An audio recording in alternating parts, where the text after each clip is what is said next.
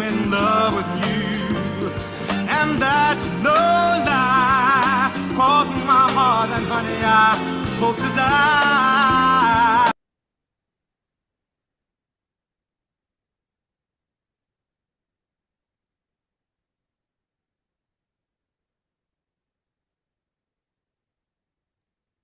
All right. Well, welcome all.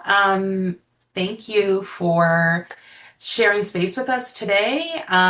It is really a pleasure to create a virtual space that also feels very warm because a lot of us know each other. We're in the same spaces, and so we're really excited to have you here.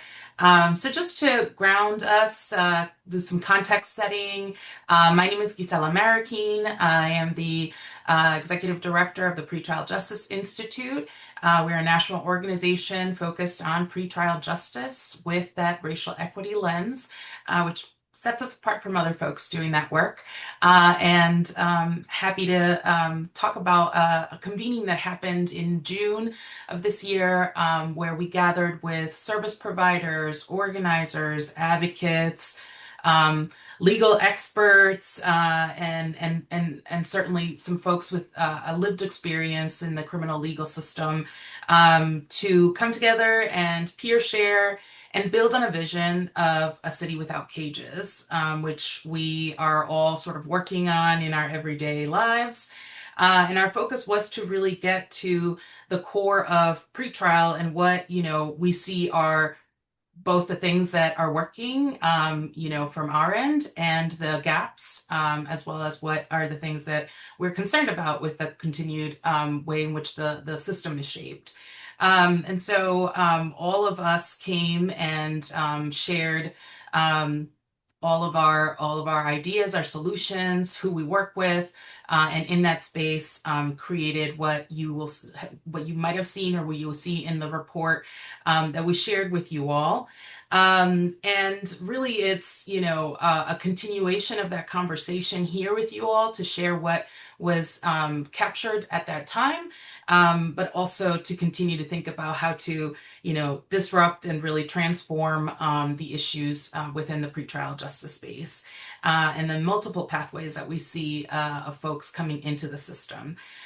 So we want to say that these conversations that were elevated, centered around alternatives to detention, alternatives to incarceration, and just community-driven solutions overall, all of which are underfunded, right? Many times invisible because we don't have enough time or, investment to actually do that narrative shift work, narrative design work. And it's so intersectional. So we might be doing it in silos, but it really is so intersectional. And so we want to today also capture that there is a new breath of, hope in the coming administration and new mayor for our city. And so today's discussions will be really about what we can elevate for a collective platform to shape, New York City into a thriving city for the long term. So I'd like to introduce our other partners in New York City, and I'll hand it over to them to do their intros.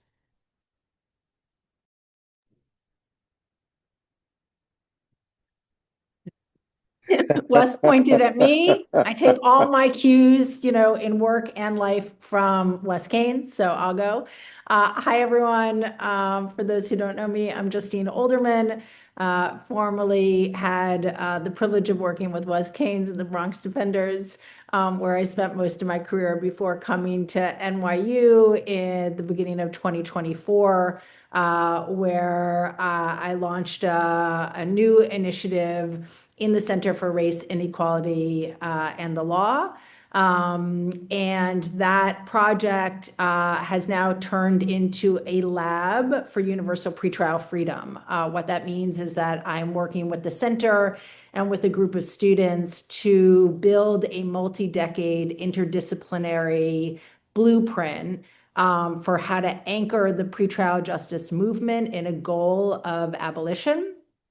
And we are working collectively along 5 core pillars to develop a series of short, medium, and long-term recommendations. Those pillars are culture change, policy, litigation, data and research, and community-based alternatives. And we are going to be testing some ideas that are being developed over the course of the academic year in the spring. So putting that all on your radar screens, March 13th. We're going to have a symposium here at NYU Law School to test and refine some of those ideas. And the academic year will culminate in the production of this long-term blueprint to end pretrial detention and replace it with care-based, non-carceral, non-punitive, community-based alternatives. And I will kick it over to Wes. Thank you, Justine. Good morning, everyone. Thank you all for joining. I'm Wesley Keynes. I am the Deputy Executive Director at the Bronx Defenders. I have been at the organization for the past 9 years, come January 9th.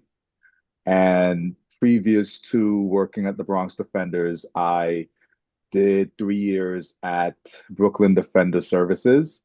Prior to that, I spent the previous 25 years in New York State Prison, which includes 1 year at Rikers, which really informs this work for me and allows for me to bring not only my professional expertise to this conversation, but also my lived experiences. And also all of those who are not in this conversation who I've helped to navigate re-entry into our communities and some of the challenges that I've seen firsthand in helping to do that. So I'm really looking forward to this conversation.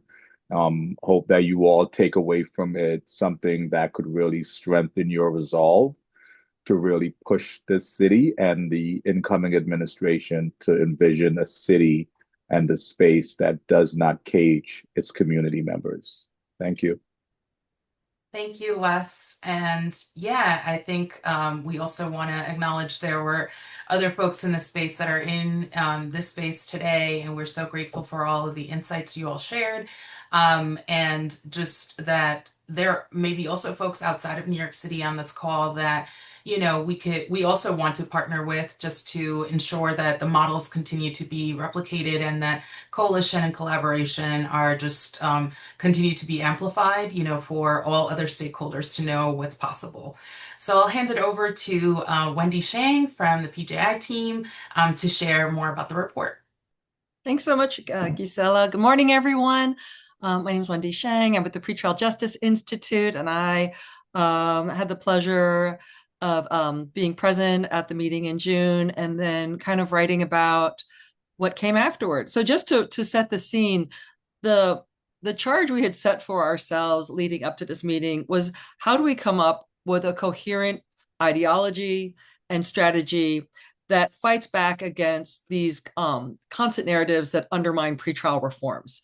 It seems like, and I think New York is such a powerful example of, we have reforms that come in, and then before they've even had a chance to work, they're often pulled back because of, one really, extenuating case or what have you. And so we brought these people together that Gisela described to have a day to talk about what do we have? What does it look like? And I think we did this in a number of ways. We had table talks where we engaged with each other, answering questions brought to the table. We also had sticky note stations where we asked people questions and they could write their answer on sticky notes. And then my job afterward was to pull this all together. And that's what I want to do now, is I want to share the report with you. You guys have already seen the cover. And this is where I'm always the most terrified, because I always have fights with my thing. So I think you can see it. I think there's nothing on there. And what I want to do is I want to walk you all through the report so that you understand the geography of the report. And then I want to tell you all about just some of the major takeaways, and then we'll kind of get into more of the details. And so what we ended up designing was not just an accounting of what happened, but what we think is actually part of the strategy is that this report is for everyone. And so it talks about the values and the thinking and the data that we have that go into a part of our strategy. And so just to walk you all a little bit through this, here we have a city without cages. it looks long, but I think it actually is. It's meant that you could pick it up, you could read a page, you could put it back down. This is a report that, I think could be helpful to people who are already on the ground working on this issue. And I think it's also something you could hand to your grandma when she asks you, what are you doing? What are you working on? And why does it matter? And so we have different pieces of this report, starting off with, like, what are the harms of pretrial detention? Why are we so concerned about pretrial detention? And then we talk about what brought us together for that day. And I just want to point out that throughout the report, we have these text boxes set off to the side that pull off great data pieces that I think a lot of people find handy about, what is out there working? How much are we spending on these reports? And then if you're saying to yourself, hey, I know this stuff. I know the difference between alternative detention and alternatives to incarceration and what that means. Then you can just go ahead and skip ahead to page 10, which really kind of gets to the meat of what happened that day. We, led by our wonderful Kiki Dunstan, who I see on the call here, really facilitated a great day talking about who we wanted to call in, who was in the room, and then get into these discussions about what's working in the field, what we're missing, how can we systemically strengthen what we have. And I think the big takeaways that we came out with, and I just wanted to kind of give you a big overhead look, is one, we decided that, part of the issue is that we need a stronger narrative to play back against the narrative of fear. How do we get people to see the complete picture of what happens to people when they are locked up at Rikers or any kind of pretrial setting? What happens to their families? Were we really creating safety? And then the other question is, how do we fight this culture that exists right now that is so focused on being pro-surveillance, that is very pro-incarceration? A lot of the things that people talked about were, ATDs, alternatives to detention, alternatives that you get without having to enter a guilty plea.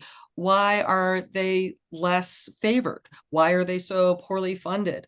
And how do we move people toward a greater sense of freedom? So I just also want to direct you toward the back. We have calls to action for both everyone and for us. And of course, where you can reach us when you have more questions. So there's our report.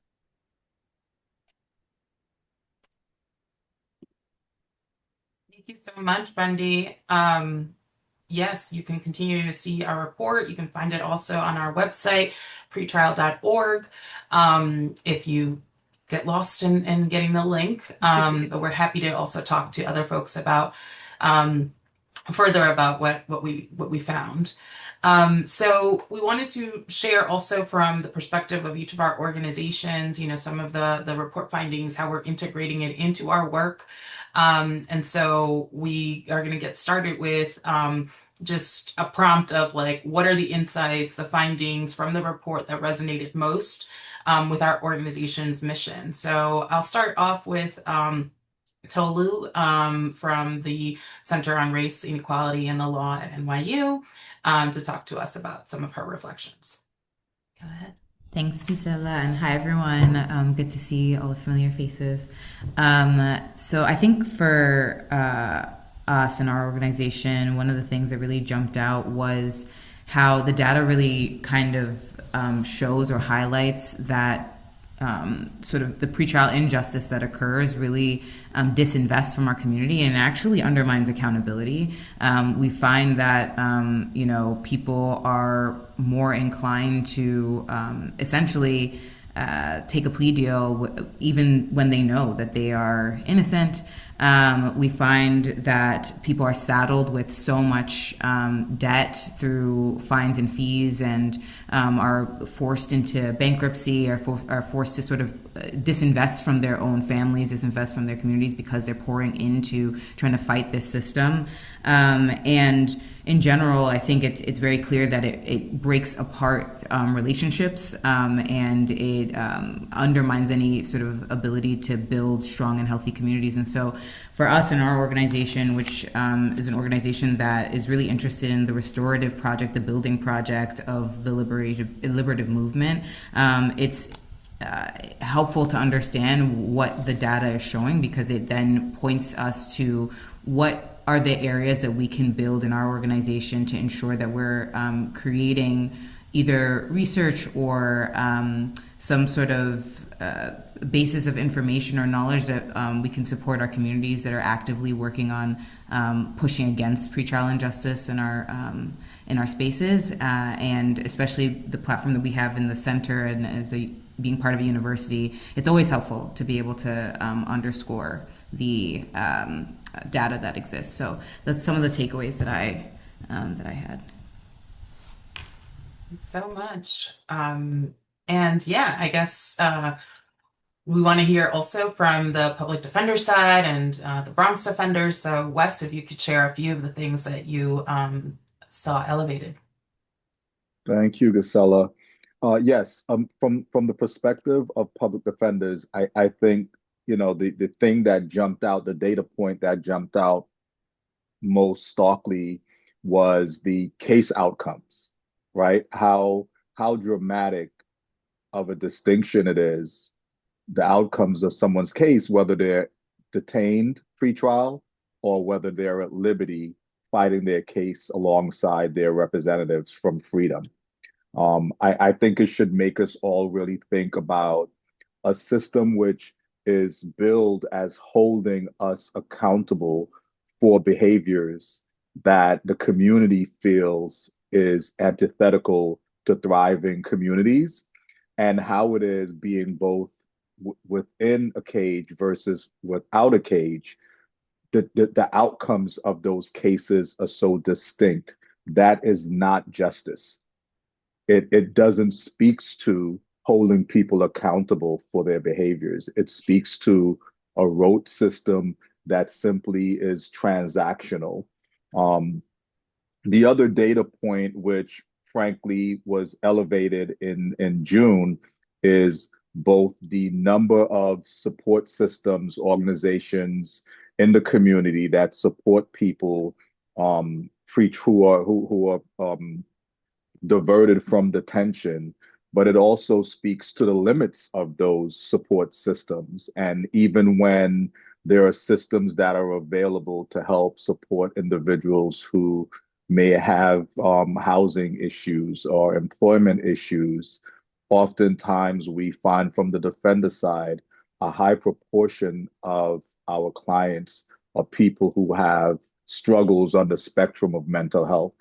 And oftentimes housing providers or employment workforce organizations are just not in a position to support both with the core housing or core employment needs and the mental health challenges, what it would mean to support someone who may need some level of enculturation into a workplace. What does that look like? How do we both train to do the work and also support with struggles that individuals carry in our daily lives? So those were the points that really jumped out at me and really spoke to where it is we can invest as a city, as a community, in ensuring that cages is not the solution to holding people accountable, but actually resourcing community organizations and an infrastructure which allows for the support necessary for people to live lives where we won't have to hold them accountable for behaviors that we find abhorrent. Absolutely. Thanks for that. So Justine, we talked a lot about policy and research, which is often, not seen in the field. So yeah, elevate for us some of those key pieces for you. Yeah, thanks, Gisela, and just, thanks Tolu and Wes for your reflections. I co-sign all of the things that, you highlighted. I think one of the things that I sort of took away from that convening, and that I sort of am close enough to, being in the nonprofit world and navigating all of the challenges of that to sort of still remember that, when you're running an organization, like BXD or an ATD, right, that like there's so much work of just sort of making everything function as best as it possibly can, holding on to funding, making sure that, people are getting the services and supports that they need. And then there's like sort of like the academia, which sometimes can be so separate and so removed and so abstract from the work that needs to get done. And so I really left that convening in June thinking about how can academia better bridge that divide? So both sort of be an incubator for kind of big, bold ideas, for doing the research before, we officially launched. Some of us were chatting about the data collaborative and Catal report that just came out, which is like a little bit of sort of like on the research side, an example of what academia can do on the research side, which is just sort of say like, we're looking at the field, consulting, people with lived experience and the providers and saying like, what research would be helpful to you for you to put into like funding pitches, right? To be able to say like, this is obviously a thing that is, under-resourced, underfunded, but is a need in the community. And so therefore we are looking to expand in this particular way. Like how can academia sort of partner better to tee up not what like academics just think in their own research would be interesting, but like what does the field need and want from academia that academia could do in a way that the service providers just don't have the ability or resources to, right? So that's like one piece on the research side. And then similarly on the policy side, I think academia needs to get beyond sort of coming up with like abstract policy ideas and actually try to build the infrastructure to be able to pilot things that will advance the field and the goals of the field. So similarly, like what does the field sort of need and want? Like in an ideal world, here's a complicated population that we are struggling to be able to provide sort of the right supports and stability for.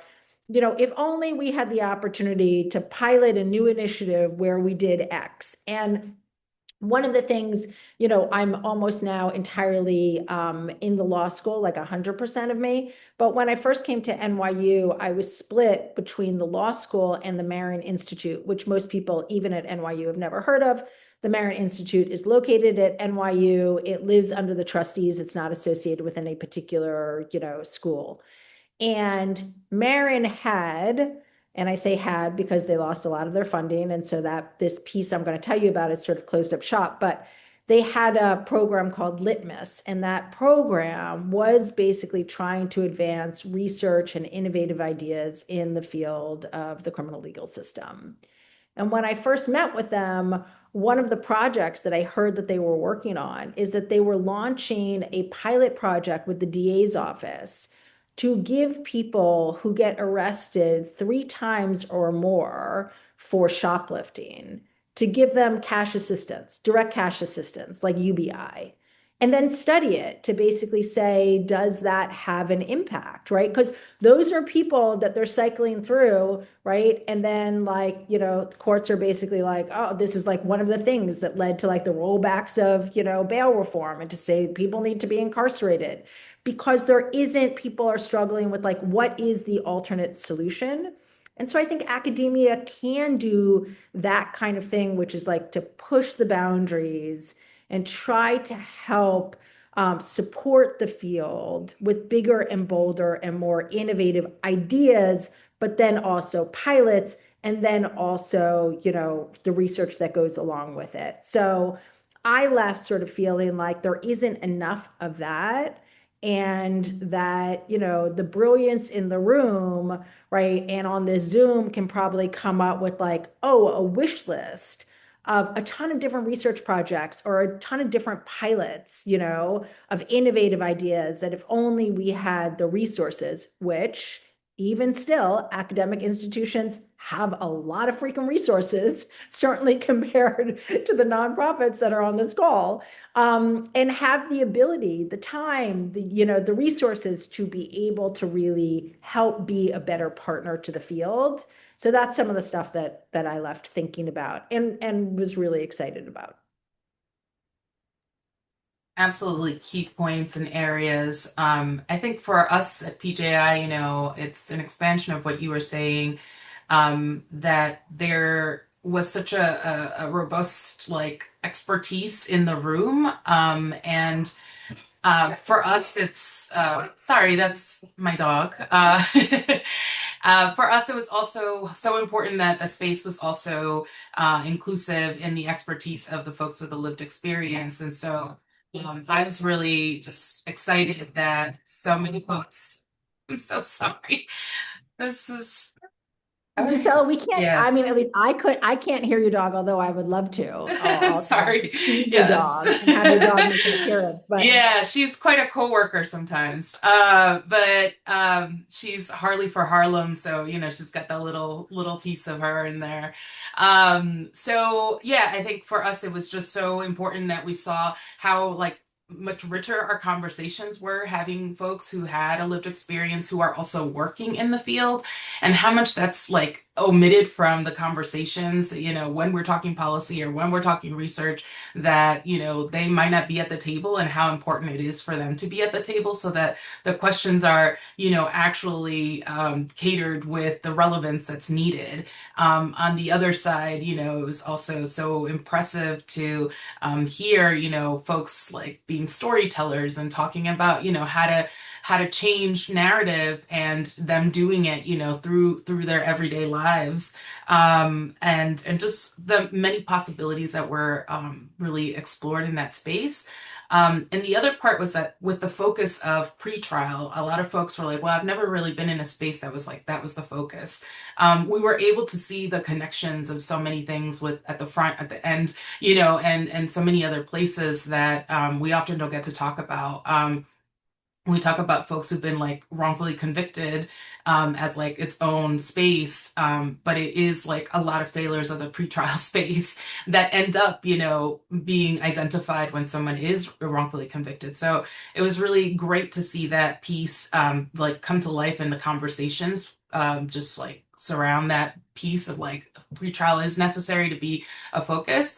And that even like youth-based organizations were like, well, that's like such a, we think about like all the prevention and all of the other things that we need to collaborate on, but there's certainly something right about the pathways and the intersections that are so key. So that was really rich, I think, and reflective in our report. So thank you all for those reflections. We wanted now to create a space where other folks on the call get to, give some input and share their own areas of expertise. So we want to just create a collaborative dialogue, and folks can come off mute and use the chat. And so our guiding question is really about, how do we envision a city without cages? What are the bold actions that the next mayor, right, should take to resource communities, to really like disrupt and dismantle that pretrial injustice? There are so many different conditions that we are definitely like we've identified, and we're working toward reforming, in the present space, but also what is needed for us to see, in the future in a long-term change. So yeah, just turning it over to folks to chime in. And welcome to those who have just joined. I understand the link didn't go through for everybody, might have caught in spam. So welcome, and we're really at the community space now. So our guiding question is on the chat, and yeah, welcome anyone who wants to jump in.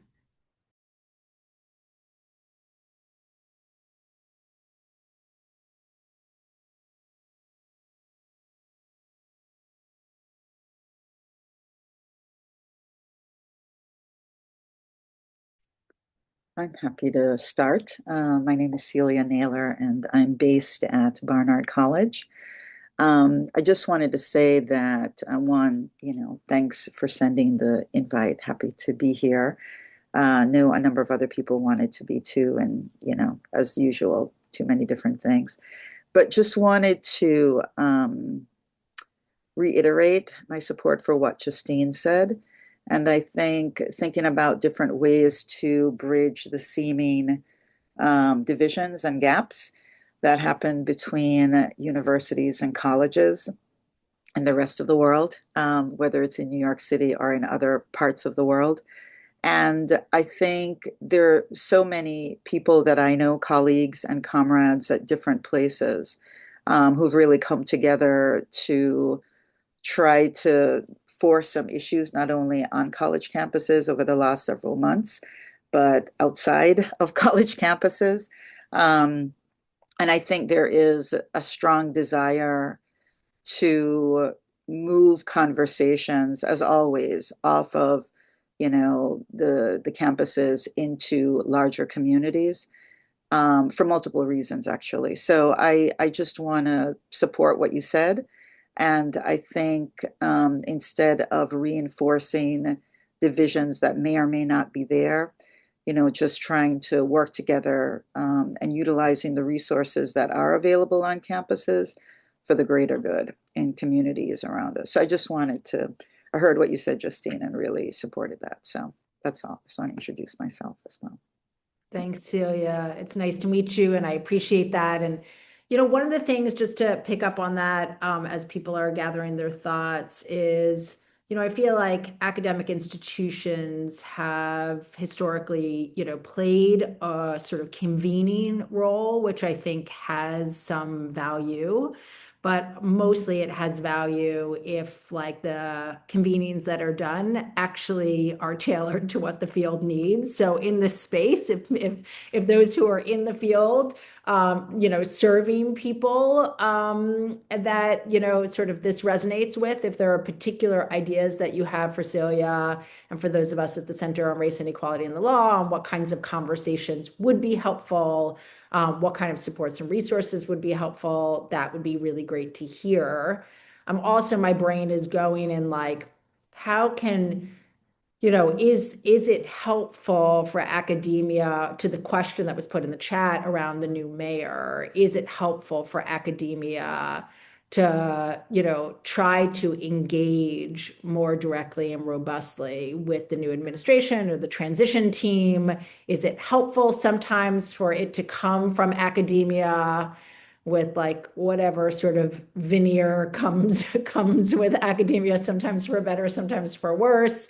Is that something that the academics, sort of on the call should be thinking about, is sort of how to elevate that? Those are just some things that people have thoughts about. I would love, for us to get some direction on, and some recommendations for. Yeah, I see Shamari's hand is up. What I wanted to add here is also that many times it just any of the advocacy or that work with community only happens in one department or one center. And I also appreciated folks who were in the public health, and they're hey, it's defined differently, but it this issue is also relevant and so relevant there, right? And when it's defined in that, what does that involve? And there's so much research that could be cross-sectional, and we often just get funded for just one area, right? So how else can the rest of community actually help create that more a broader conversation as well for the academics who are engaged in that work? I'll go to Shamari first, and then I see Megan and Kevin as well. Yeah, so I don't want to speak for all of academia, but we run I'm at Youth Represent, and we run the Youth Defense and Reentry Clinic at Brooklyn Law School. So we're adjacent to academia, Brooklyn Law School specifically in that way. I think one of the ways that we'll have two things to say. One is, as it pertains to academia, one of the ways that academia can help out is to sort of to the extent that there are professors and programs and clinics and stuff like that that have like, sort of specialized missions and practice and work, they can join movements to sort of try to bolster movements that already exist. I think that helps instead of them trying to be sort of an independent voice. I think it helps, a collective voice helps. So that's always helpful. And also it's just less work for folks from academia to do. Like they don't have to sort of recreate the wheel. They can just sort of jump onto uh, an initiative that either they write about or they study or that they teach. And I think that's helpful. That's the first thing. The second thing is just to the original question, if we envision a city without cages, what are some bold actions? Is maybe this isn't that bold for the new administration to do, but one thing that'll be really helpful from the provider standpoint is to just support things like continue to support bail reform. Number one. Number two, the thing that that is top of mind for us that youth represent is rollbacks, potential rollbacks, possible rollbacks to raise the age and raise the age legislation. I think it'll be great for the administration to sort of outright say that they support more protections on the raise the age and not necessarily rolling back raise the age. Because raise the age is one of the things that sort of spearheaded this movement against incarcerating even pretrial young people. So yeah, those are my thoughts. A lot of hands went up, so I'll stop talking. Yes. And actually, raise the age was, in the conversations and the debates for the mayors, right? And it was like, why did you stand with that? And so it is a conversation that for sure will be a policy that's being discussed for the new administration. I saw Megan and then Nadia, and I'll get the other folks as well. Thanks. And I'm really Megan, you went on mute. You're muted, Megan. Oh, Now sorry. you're back. I'm just first wanted to say thank you so much for convening this space, and I have not actually received the report, but really look forward to reading it when you circulate it. Um, I'm gonna push back a little bit on the academic space, and I say that as someone who has um, continued to teach in academia at the same time as being more involved in program. Of course, there is a role for academics to play in this, but I think it's one of being a supporter and capacity builder and not a developer and leader. And I say that only as I watch a series of universities start to develop things like reentry service programs, which seems complicated, I will say. That's an understatement. Yale has sought to develop a new one. And I say that because I think there's a way in which, and this is something that I've seen quite a bit this year, where sort of broad agendas can be set by academics that are sort of rooted within the pedagogy of that particular field that are somewhat divorced from what happens on the ground with providers and programs that are having to work at a city level.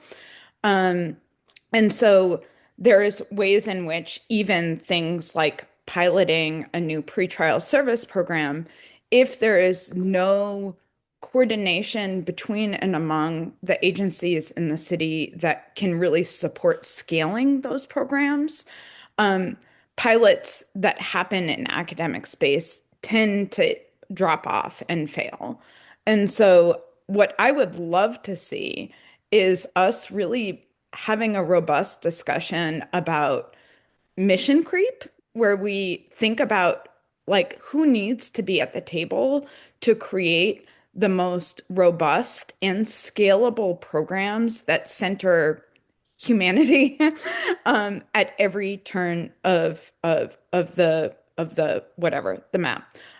So I just wanted to offer that as a caution because I have adored working with the academics on this call, and there is so much that can be done when we are in collaboration with one another. But I think there's a real, I think only cases right now is one of the supervised release providers in New York City who's actually on this call. And so having really robust discussions where we center providers is going to be really essential. Sorry for being long-winded. No, not at all. This is all key. So I'll go to Nadia and then Dee. Yeah. Thanks. Hey everyone, Nadia Chait Cases.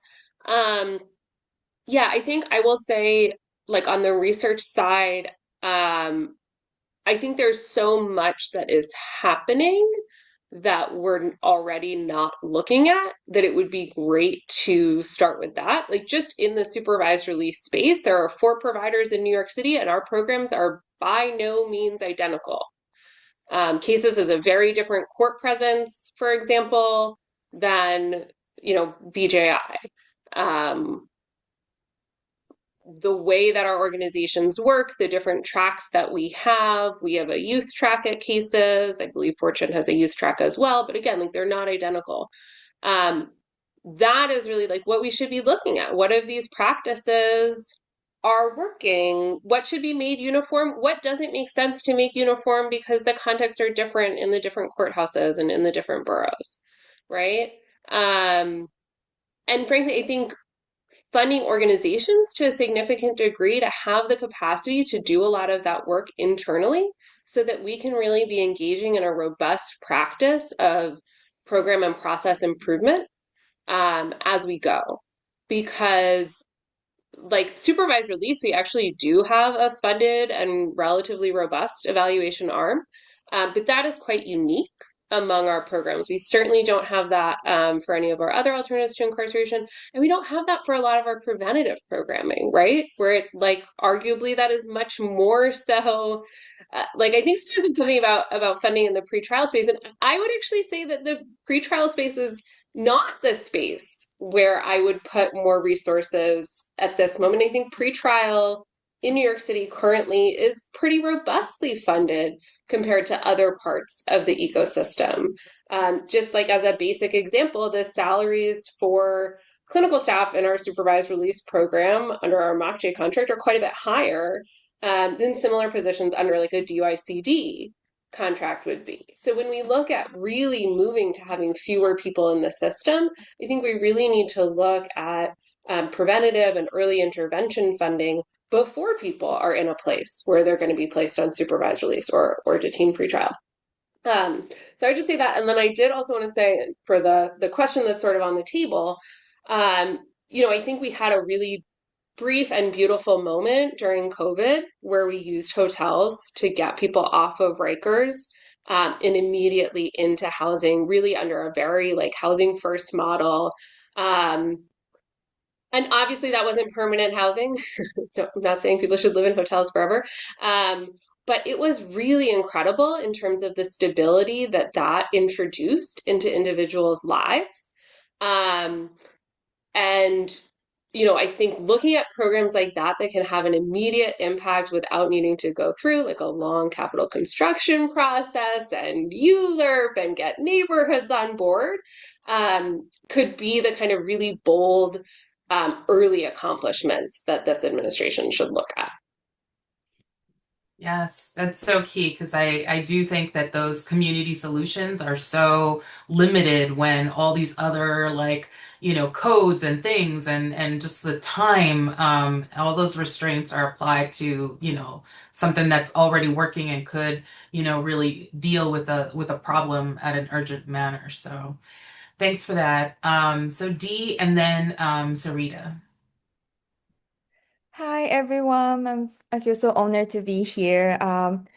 This is Dee from Wild Project. We are a queer trans youth lab organization based in Chinatown. I like in our day-to-day work, we also push against the BBJ project, the borough-based jail project, which costs a lot of money and create a lot of destruction and all the things like that in Chinatown. And I think like one of the questions we keep being asked either by community member, like uncle, auntie on the street, neighbors, or when we go protesting outside City Hall, people ask us this question too.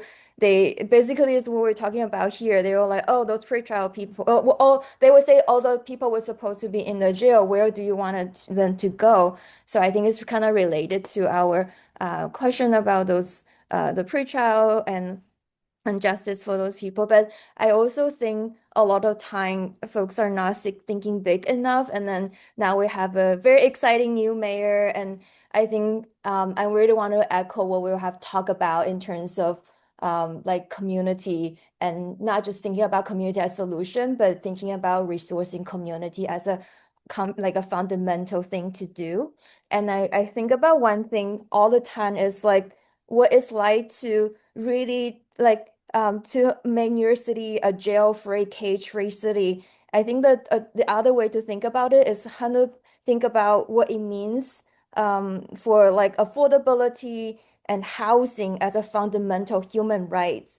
What in like because when you I'm not a criminal justice expert. I learned it from the job, you know. So when I look at people talk about jail, they talk about how many beds that jail will have as a way to say they will cage that many people. But I wanted to ask people like, have you think about how many bedrooms that New York City need and to be deeply affordable, sustainable, community owned, then we don't have to jail people. Like, what if we go straight to like a next level solution? It's not about preventing people having to quote unquote commit a crime or being suspected of committing a crime.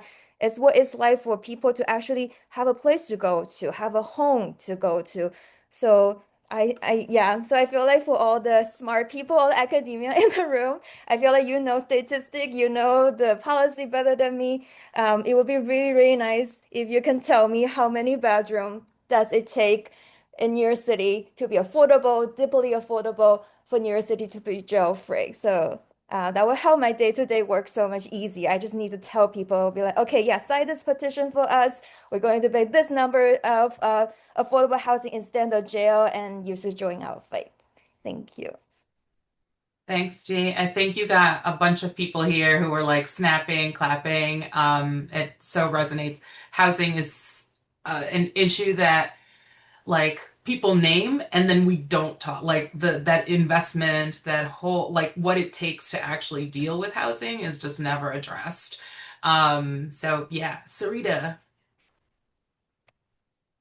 Hi, everyone. Good to see you and good to hear from everyone. I was going to say to that question about, you know, sort of what the incoming mayor needs to do. I can share this in the chat, but I work with the Campaign to Close Rikers, and Freedom Agenda, and we organized a campaign to close Rikers. And we sent a memo to the administration recently, where one of the things that we really advocated for was eliminating the wait list for things that we know are working. So it's just like a very clear, immediate thing that when we know that there is a demand for more intensive mobile treatment teams and ACT teams and FACT teams, there's as well a waiting list for supportive housing. It seems pretty clear that one of the moves to resource communities can be to say, we're going to figure out exactly what that need is based on when we have data on it. We have wait lists that the city maintains, and we're going to allocate the funding that's sufficient to do that. I think part of that also can come from eliminating the vacancies that are at the Department of Corrections. So even though there haven't been, DOC has not been able to hire for all the roles that they have funded. This mayor has been unwilling to eliminate them. So they're just sitting on money that could be reallocated. I also think just sort of as a lot of people talked about narrative things that I thought were really important, like the mayor should say, like openly support bail reform and raise the age and say that those are the right things to do. I think that a challenge coming from his own police commissioner is going to be that I have heard Jessica Tisch say this thing that I think many people say, or particularly cops complain about, which is like, we made an arrest and then they, of course, they call people perpetrators. Then the perpetrator was back on the street the next day.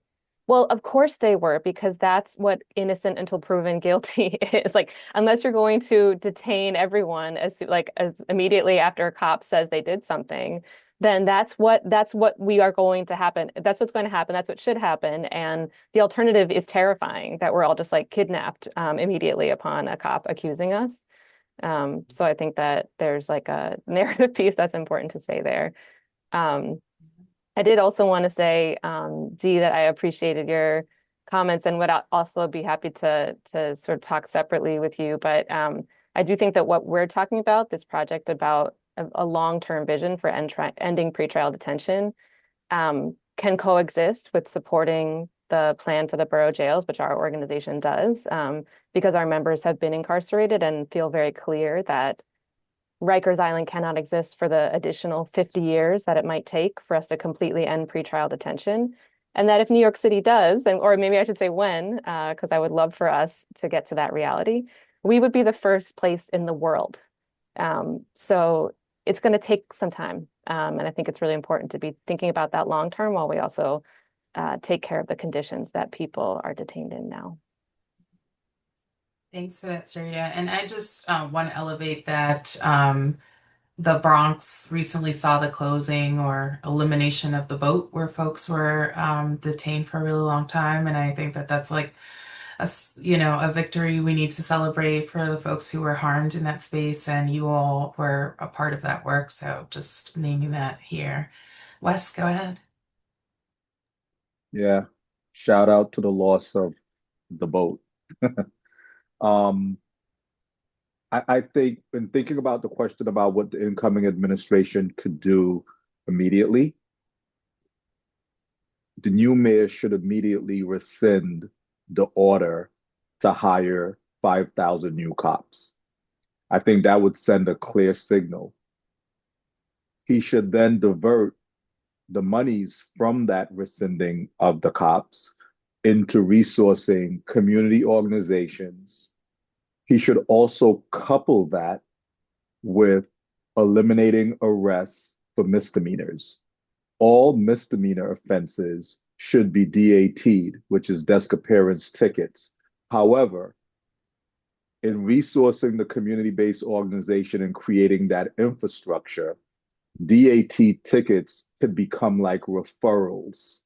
So in the 6 to 8 weeks that it takes an individual to have to report to arraignment with a desk appearance ticket, if they present at one of the community organizations and do an intake to address whatever their needs are, where they need support, and then are referred to an appropriate support mechanism in this infrastructure, the DAT ticket automatically is dismissed. So I think doing that would take the most numerous driver of pretrial detention misdemeanors off the table. And then there will be more space available to start looking at the people who are currently at Rikers and how we can decarcerate from there to get back on a timeline where Rikers will disappear like the boat. So that would be my recommendation to the new mayor and the administration coming in. Kiki, go ahead. Thank you. Yes, hi. I just want to piggyback off of that. As far as expanding services, I would like for the new mayor to increase funding and to have 24/7 citywide non-police response teams, which is very important. If we talk about the mental health aspects of the community, most folks are having like one crisis and they're being arrested because of this. So if we had people who, and to keep it in an eye, and what you guys know this, I am a former police officer.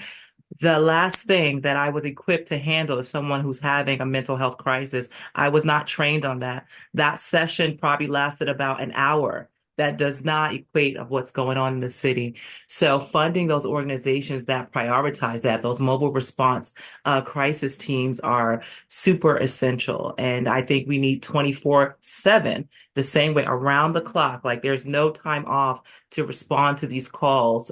So police do not have to make arrests. We need to connect more people to care in doing that.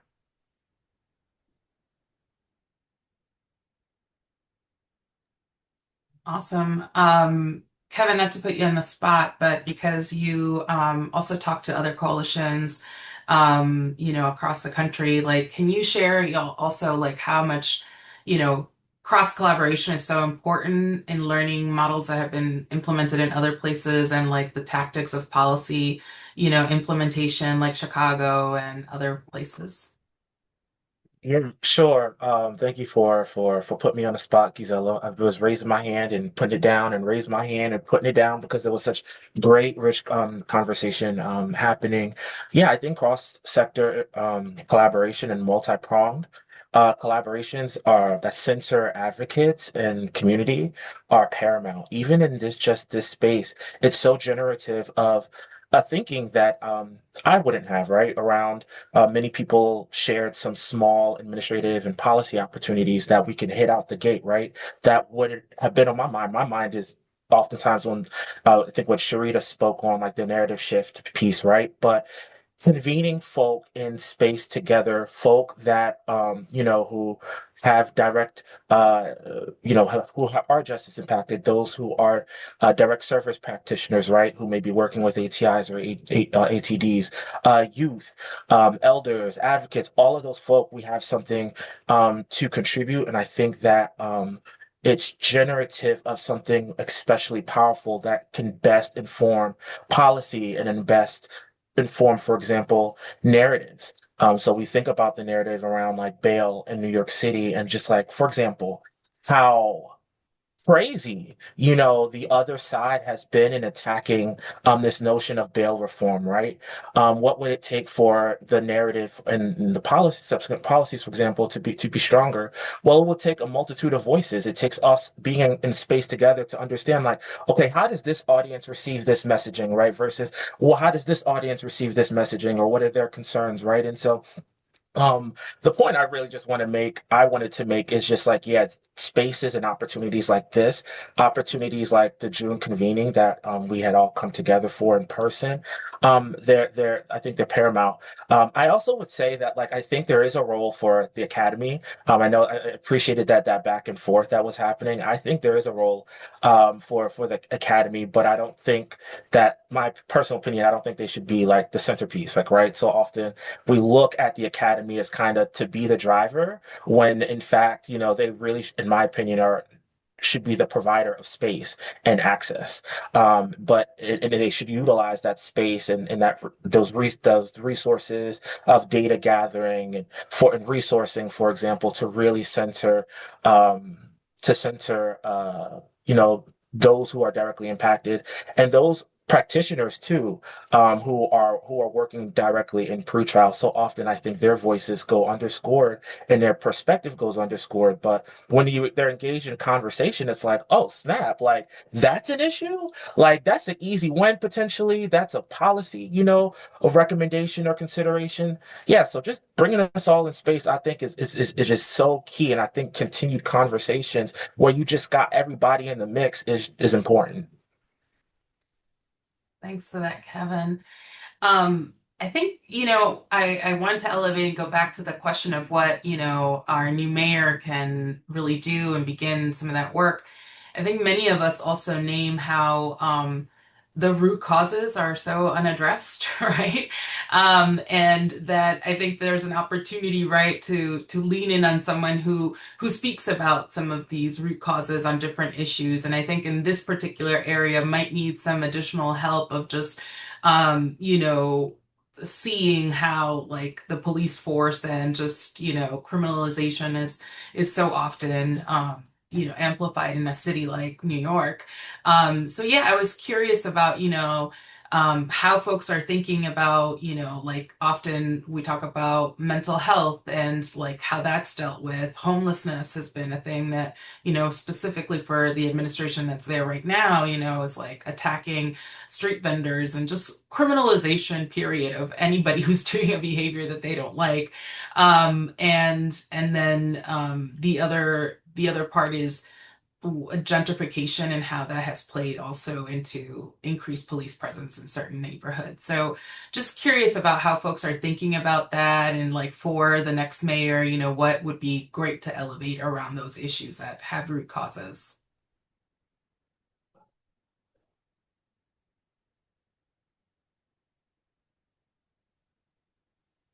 I can jump in on that. I think on mental health,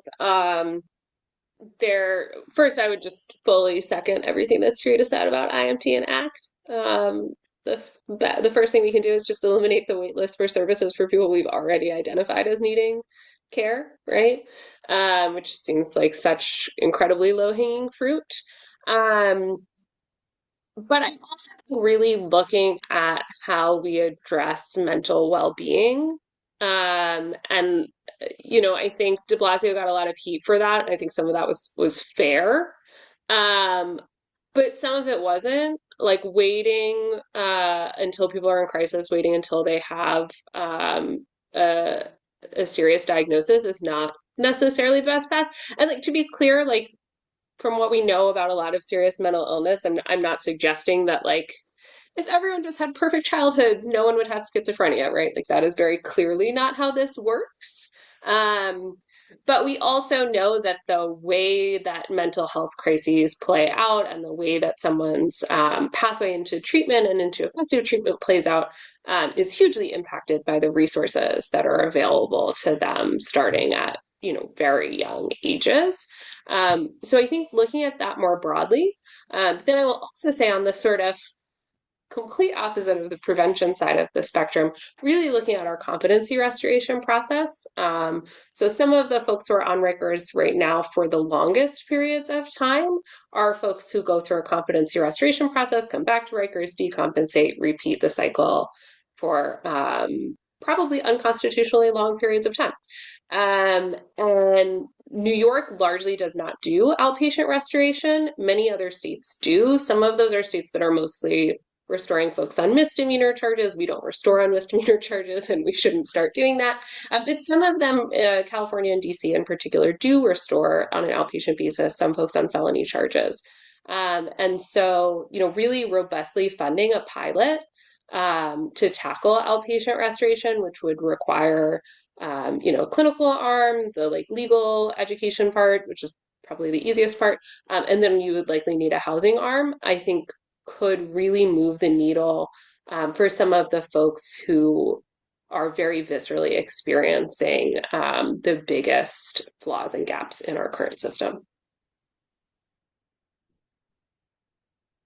Yeah, that's a great point. That's a real problem, Nadia. In the entire restoration process is so completely fucked.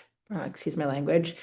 Nadia, before we just jump over to a couple other people that have their hands raised, can you just update us on what's happening with the cases vans? I know that at some point there was a pitch to try to expand that program where cases had vans that were outside of arraignments, where judges could release people and they would go directly to those vans to get sort of full wraparound services, as well as they could get showers and a meal and be connected with service providers. Can you just give us an update on that? Yeah, so we've never actually had a van. It has been talked about at various points. Where we are right now, which I think kind of came out of our work on that, but looks a little different, is we're piloting something that we're calling rapid response treatment at Manhattan Arraignments, which is a 24/7 model that's a paired team of peer professionals and a psych nurse practitioner to rapidly engage folks who are coming out of arraignment and transport them to whatever they need to solve their immediate needs. So obviously the psych NP is there to assist with, if someone needs medication refill, if they need transportation to a hospital for psychiatric services, that kind of stuff. But we've really found since we started this, I think it's about 2 years old, is really the peer engagement is the piece that has just been, not surprisingly, super valuable. And so our peers are really able to rapidly engage people. We have on site, we've been able to grow the amount of space that we have in the Manhattan Criminal Court building. So we are able to immediately provide people inside the building with food, with clothes, with sanitary supplies. But then just take them to, a safe haven if that's where they want to go. If they are in the shelter system, back to their shelter if they have housing, which is not the majority of these. Take them to their housing, and if there was an incident in the housing that maybe precipitated the arrest, they're able to do some immediate, work around that to maintain that housing stability. Often, sometimes taking folks to detox, especially folks with, alcohol use disorder who have been held in arraignments, very often, are needing that medical detox by the time that they're coming out of arraignments. So doing that connection. So that's been going really well. We would love to grow that program. And I think as part of that, and really across all of our programs, we feel very deeply, and Cases is the fiscal sponsor for the Justice Peer Initiative, which is an organization really focused on this, but on really building the workforce of justice peers, and as part of that, building really clear career ladders for justice peers. Because to do this kind of work well, we really need to be cultivating folks into this field and then supporting them to grow. One of the challenges that we very consistently hear from peer staff, which is totally fair, they can't supervise licensed staff. And so we have very few career ladder options for our peer staff, which is really frustrating. So that's really an issue that is outside this conversation, but it's something that's really important when we talk about that model. Thanks, Nadia. Any other folks that have had their hands up? I didn't see. I think I had seen Sarita. I think you had your hand up at some point. Not sure if that thought went away. And there was someone else. That was Sorry. just a thumbs up from me, I think, not a hand. Oh, Thank okay. you. Awesome. Yeah, with some of the folks in the space, I wanted to also address some other areas of the work that are often not seen, and maybe we can elevate that for the new administration, right? So I'd love to hear, some of maybe a thing or two from the youth end that we would want amplified that maybe isn't, front and center in a lot of the reforms that are out there, or, folks with additional disabilities, or, also the folks, the LGBTQ community, just wanting to elevate some of those if you are working with those communities, and what are some of the things we should name as well for the new administration.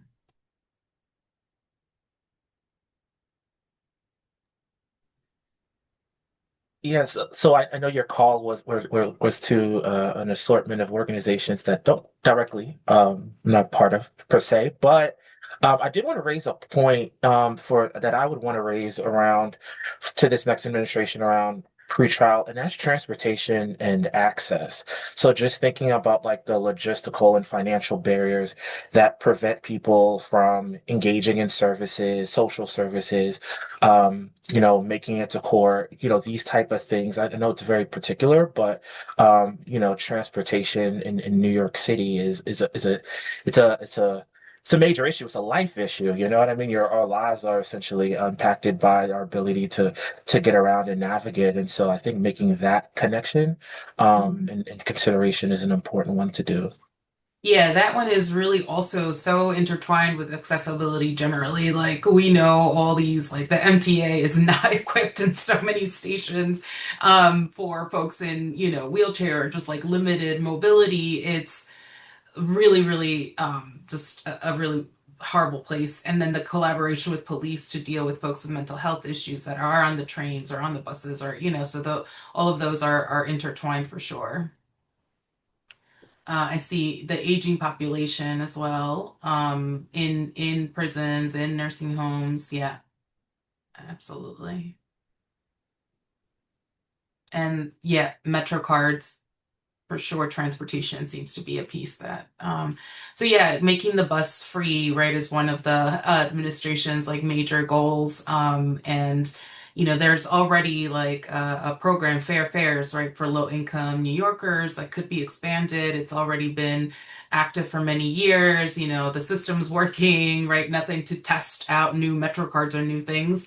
So I think that could be also a great thing to start to look at that and seeing how it can impact other communities that might be in need, so that it could be expanded. Yeah. Any other things?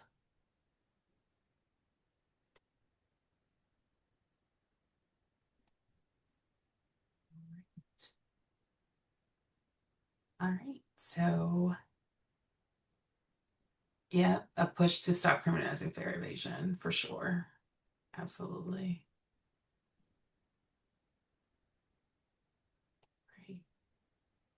So I would say that on the youth end, some of the groups that were in our June convening, just also elevating, the complexities of kids in like youth juvenile centers, that being another thing that's like a big chunk of things and work to do.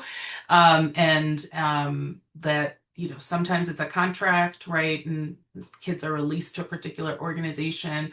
But then there's like the family, reunification sometimes that's needed. And that's also like these programs are not funded to the level to do that work or have a social worker, case manager. Like there's so many layers in dealing with a young person that's coming home or being reintegrated to their family.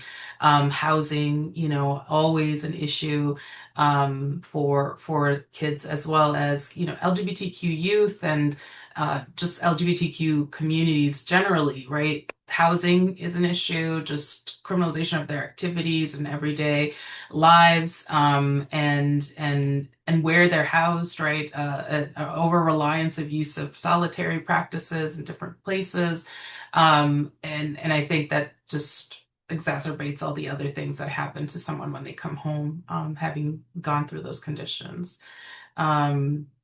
And yeah, I know, probation. I think the link that we often also dismiss is because it's such a revolving door, for, the criminal legal system, that when we talk about pretrial, we also think about that probation end, because folks are sort of like back into the system if there's a violation, or at times, what we have found across the country is that pretrial and probation services are like in one office, and the person, so it's like the probation officer, already has like their bias being influencing how they look at someone who's coming at the pretrial end, as someone to the point of somebody, it's a a criminal already, or, the terms that they use. So, problematic having those two together, and also just not thinking about how they're linked, but not necessarily, influencing each other. So, yeah.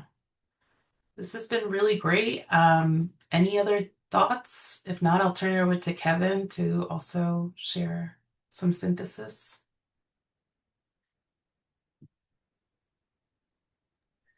Yeah, thank you, Gisela. This was dope, y'all. Thank you so much for being in this space today. Did want to just very quickly summate some themes that I heard raised in this conversation, and then drive perhaps in this time a brief conversation about some possible next steps for us as a collective. And so among the issues or areas I heard is the role of housing and housing as justice infrastructure. I think there's an opportunity for us to recognize that stable housing is essential to freedom and community safety, also healthcare and healing, integrating and prioritizing mental health and um, topics like substance abuse care and wellness support, in general, but in particular, perhaps in diversion and efforts. A point that we just had a brief conversation about a few minutes ago is transportation and access, recognizing all of these logistical and financial barriers that exist for everyday New Yorkers, and making that connection to pretrial and incarceration. A narrative shift, recognizing that the ways in which pretrial and the ways in which incarceration and really communities impacted by injustice, like how we're talked about. There is such a strong commitment from not, I would even just say the other side, but multiple stakeholders that should be on our side. Some of them were identified in the chat, where it's like, okay, like we have to be strong in particular and thoughtful in how we shift narrative. And then finally, recognizing that there are these administrative and policy opportunities that are achievable and from the gate that we can collectively push for. So want to thank you all for, all of the depth and insight you all brought into this space. And this gathering reflects what our gathering was in June. And I think the report perhaps is what we hope for, which is visionary thinking that entails, different perspectives being shared. And I want to usher us into a conversation. But before that, I do want to name something in full transparency. As many or some of you may know, PJI is closing its doors temporarily.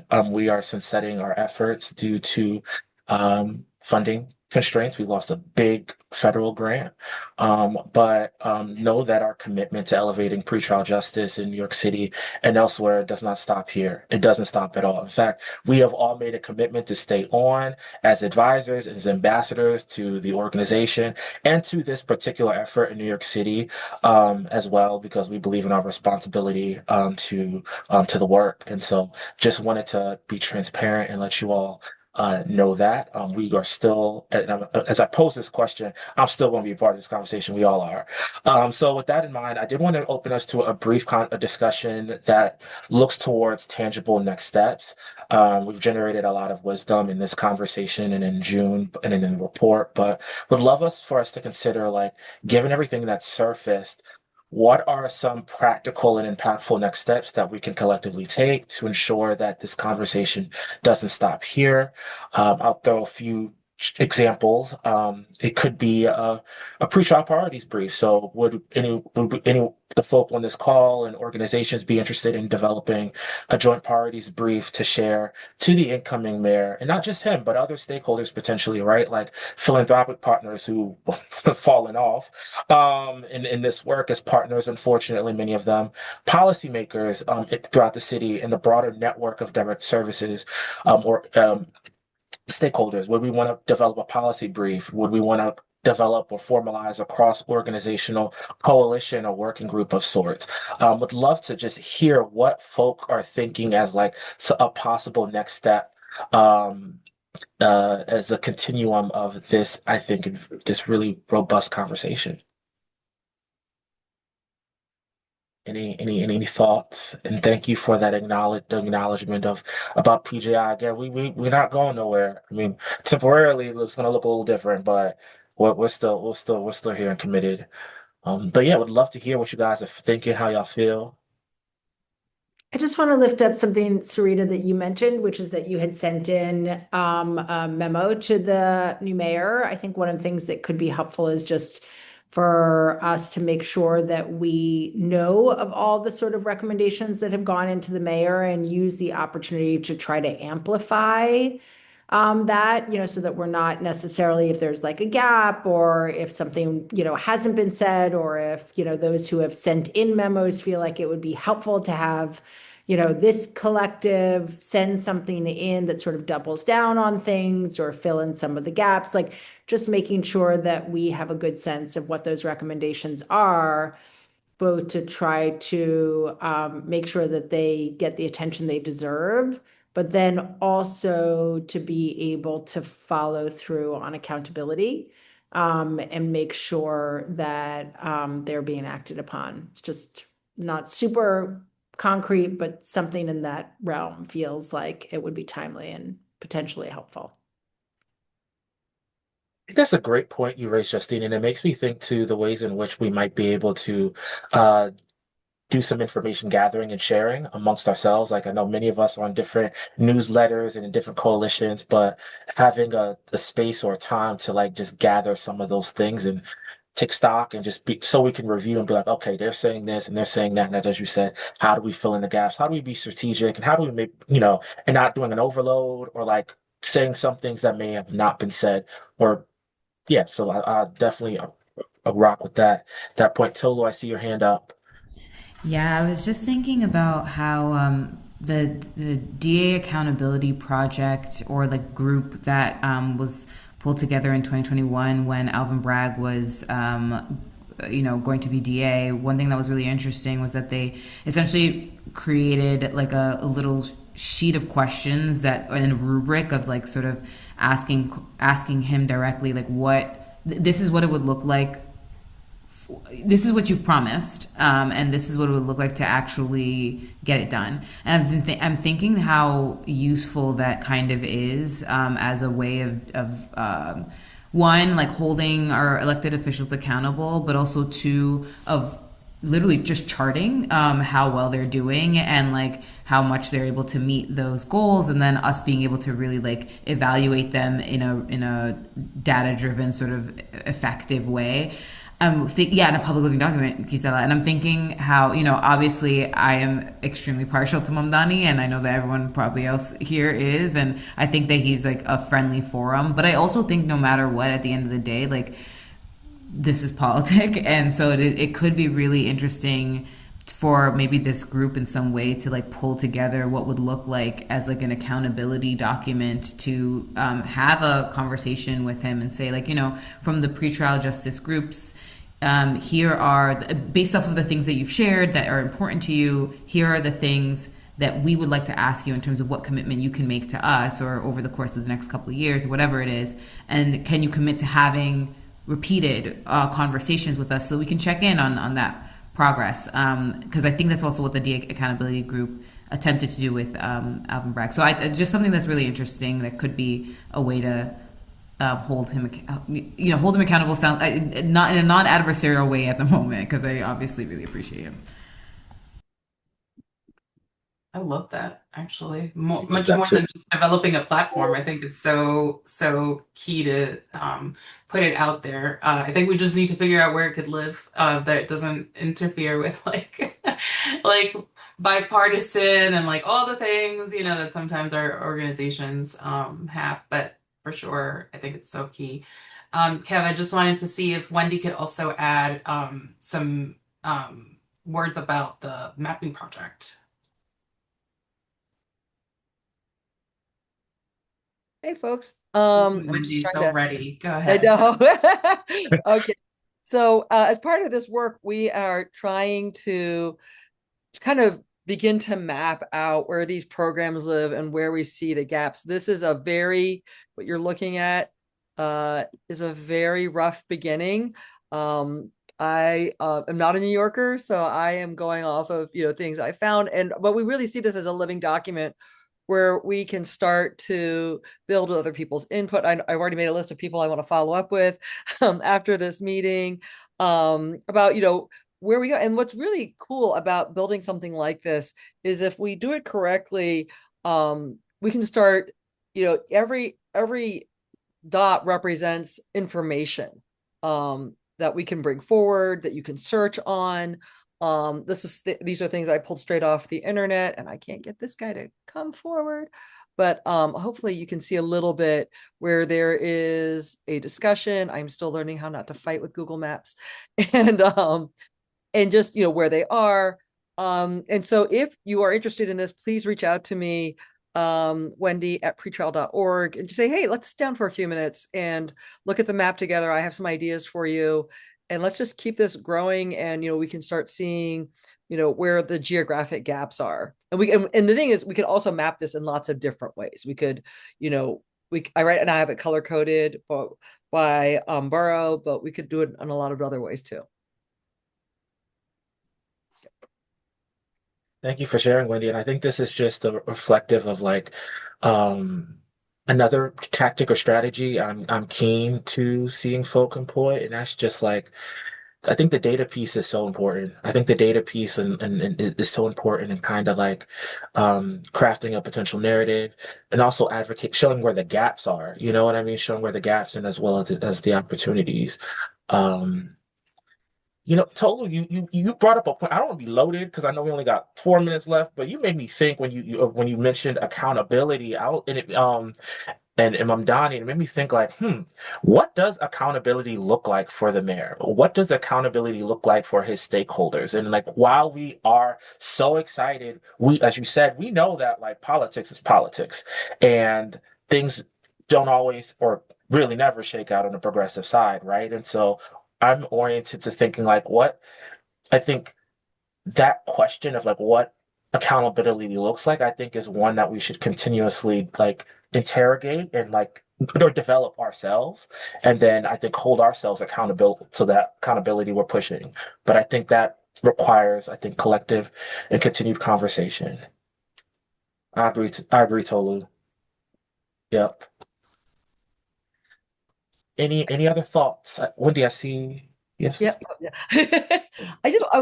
I'm thinking back a long time ago where this was looking at messaging, and part of messaging is ensuring that people can self-correct, so they know, are we on the same page or not? And I'm thinking of, like, maybe we should start thinking about what are self-correcting heuristics we can offer to people. For example, does this path make this person a safe, a stronger member of the community in 2 years?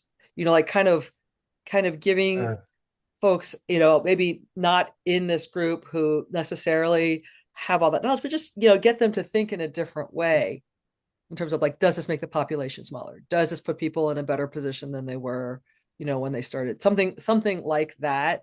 So that the partners we bring in and the officials we want to hold accountable, they know what the heuristic is. They know what the standard is. That point, and it makes me think of a different state, the Illinois Pretrial Fairness Act and its passage, and I think a big part of that successful movement and change in policy was, I think, that reframe or that orientation to questions of accountability and really probing that and having that saturate into the media and policy everyday conversations as well. So I think that's a really important point to consider. Any other folk? I see a comment. Sorry, y'all. I don't have my contacts in, y'all. And my team knows I'm blind, so forgive me. Justine, I love that. I also think we should send a communications toolkit to the mayor on how to talk about crime and people who are accused of crimes that elevates us to read. Yep, I totally agree. Yeah, I think that's we want to say more on that, Justine? I know we have a minute left, but Yeah, I was just thinking that might be a concrete thing, right? Like invariably somebody is going to be released who's going to get rearrested, and the Tish and the New York Post are going to, form a unholy alliance to try to elevate it and use it for nefarious purposes. And I think getting ahead of it like this, like for all, the great ideas that are around community safety, like it is not this mayor-elect's area of expertise.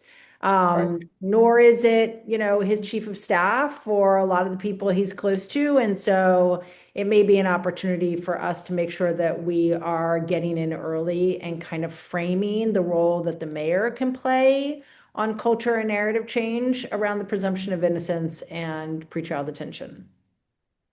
I think that is an important and tangible, easy next step. Not easy, but important next step that I think we all can collaborate on. we are nearing our time together.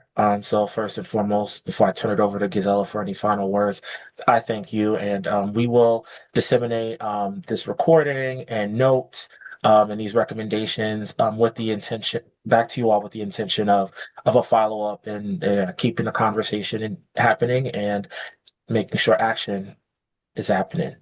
Gisela, any final words?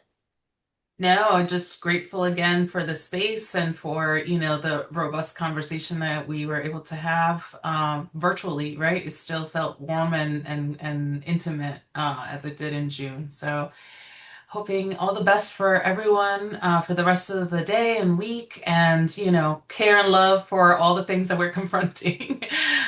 So thank you all. We'll talk soon. Take care.